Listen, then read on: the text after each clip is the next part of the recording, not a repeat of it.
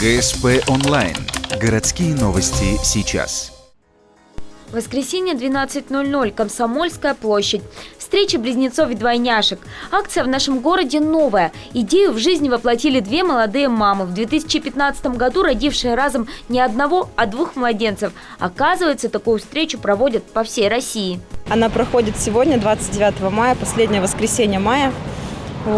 И так как я стала мамой близнецов-мальчиков, я решила, что наш город не должен остаться в стороне. Так получилось, что девушки-соседки собрали порядка 20 семей, чтобы провести время вместе и познакомить своих парных детей с такими же малышами.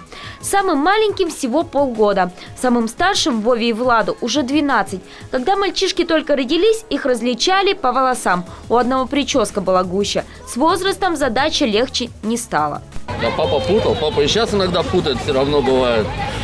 Особенно, когда одни зрение плохое, одевают очки, то есть и в очках становятся очень похожи, действительно. То есть и смотришь, и сам даже иногда ошибаешься. Причем, если взять год назад, два, то еще такого не было, а сейчас вот как-то еще больше стало ошибаться. Почему, не знаю даже. А вот Ксюшу и Соню Микушевых в детстве приходилось зеленкой отмечать. До того были похожи. Они и сейчас как под копирку, правда, с совершенно разными характерами. Это у нас читает хорошо, замечательно, уже 130 лишних слов в минуту. Это немножко послабее в учебе. Но хорошо пока учится. Первый класс закончили, без троек, идеально, молодцы в этом плане. Это любит убираться, у нас чистюлька.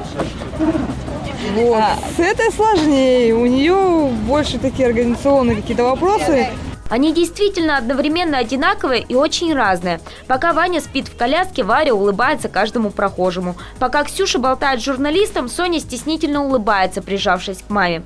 Но глядя на это, понимаешь, им повезло родиться с человеком, который смотрит на мир такими же глазами. В прямом и переносном смысле. Они явно не будут одиноки, как и их родители. Они не скрывают, это сложно.